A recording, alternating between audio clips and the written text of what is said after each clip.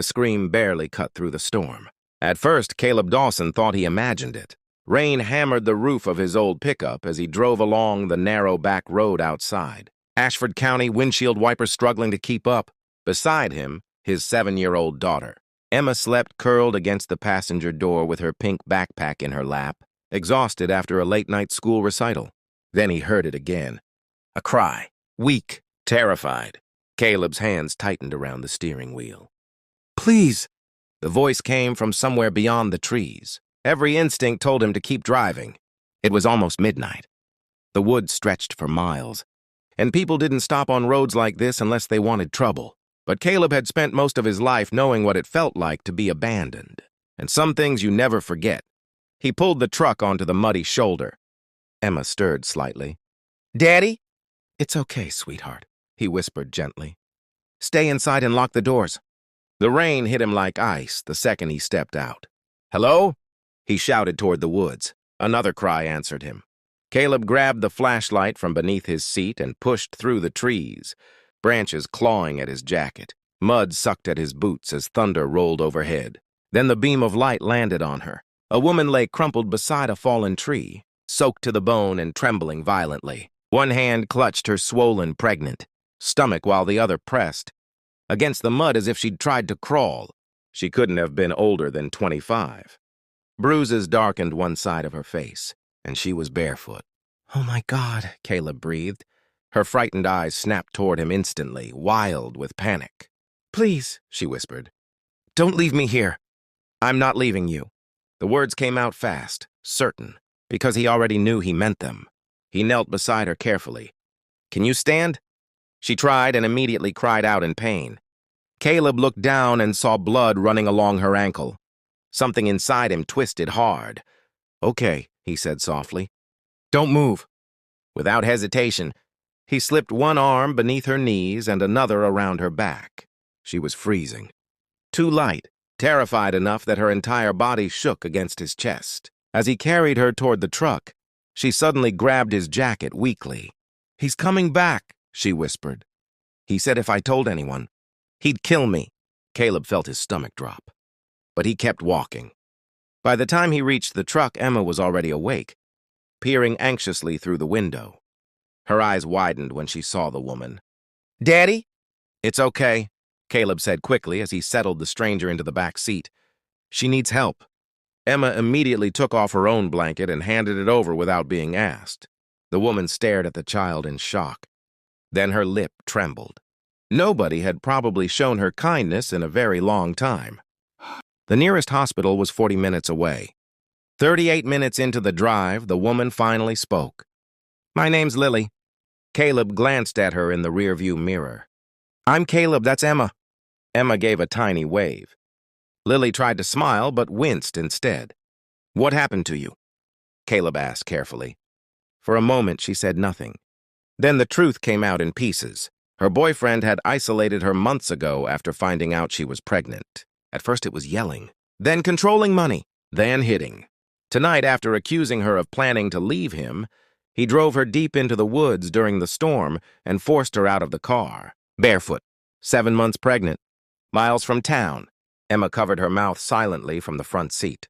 Caleb's jaw tightened so hard it hurt. Some people didn't deserve the word man. "He said nobody would stop for me," Lily whispered brokenly. "He said nobody cares about women like me." Caleb looked at her through the mirror again. "You were wrong about that." Those 6 words shattered something inside her. Lily turned away and cried silently against the blanket. At the hospital, doctors rushed her into maternity care immediately. Caleb stayed longer than he planned. Then longer than he should have. Emma eventually fell asleep across 2 waiting room chairs while Caleb sat beneath the buzzing fluorescent lights with cold coffee in his hands. Around 3 in the morning, a nurse finally approached him. "She's asking for you." Caleb blinked. "Me?" The nurse smiled softly. "She says you saved her life." When he entered the room, Lily looked different somehow. Still bruised, still exhausted, but safer. The fear in her eyes had eased just enough to let the humanity back in.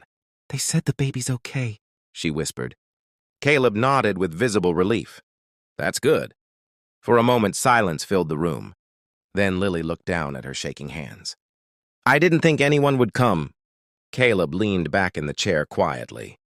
When my wife died, he said carefully, people disappeared fast. Friends stopped calling. Family got busy. Bills piled up. I was raising Emma alone and barely holding things together. Lily listened silently. One night, he continued, my truck broke down during winter. Emma was only 3. We were stranded on the roadside freezing. He smiled faintly at the memory. A stranger stopped. Didn't know us. Didn't know us anything. He stayed until help came and bought Emma hot chocolate while we waited. Lily frowned slightly. Why does that matter? Because sometimes people survive, Caleb said softly. Because one person decided to care. The room fell quiet again. Then Lily began crying harder than before. Not loud, not dramatic. The kind of crying that comes from carrying too much pain for too long. I was going to give up tonight, she admitted through tears. Before you found me, I was lying there thinking maybe my baby deserved someone stronger than me. Caleb felt his chest tighten painfully. No, he said immediately. Your baby deserves you alive. Lily covered her face, and Caleb suddenly had to look away before his own tears showed. Over the next few days, Caleb kept visiting. At first, he told himself it was only because Lily had nobody else. But Emma grew attached almost instantly. The little girl brought coloring, books to the hospital, and proudly explained school drama that nobody asked about. Lily listened to every word like it mattered. And maybe that was what healing looked like. Small moments, tiny kindnesses, people choosing each other. Then, 4 days later, everything changed. Caleb arrived carrying soup from a diner Lily liked. But when he entered the room, he found her staring at a folded piece of paper with red eyes. What happened?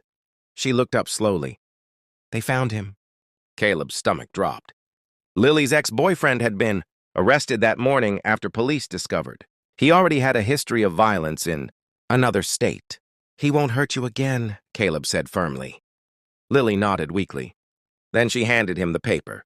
Confused, Caleb unfolded it. It was a letter. My son deserves a father like you. Caleb froze. Lily's voice shook. I know that sounds crazy. I'm not asking for anything. Her tears spilled again. You stopped for me when nobody else would. You carried me out of those woods. Your daughter shared her blanket with a stranger. And every day since then you've treated me like I mattered. Caleb swallowed hard.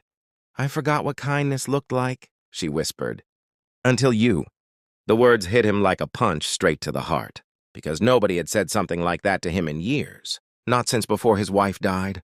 Not since life became survival instead of living. Emma suddenly appeared in the doorway holding a vending machine candy bar. Did I miss something? Lily laughed through tears. And somehow Caleb started crying too. Real tears. The kind he'd been holding back for years. Emma stared in complete shock. Daddy, she whispered, are you crying? Caleb laughed helplessly and wiped his eyes. Maybe a little. Emma walked over proudly and handed him the candy bar. Mom used to say crying means your heart still works. The room went silent. Caleb looked at his daughter, then at Lily, and for the first time in a very long while, the crushing loneliness inside him didn't feel quite so heavy anymore. Outside the hospital window, the storm had finally passed. Morning sunlight spilled across the parking lot in soft golden streaks. A brand new day, and 3 broken people, 1 grieving father, 1 frightened woman, and 1 little girl with a giant heart, sat together in the quiet, reminding each other that even in the darkest places, kindness can still lead people home.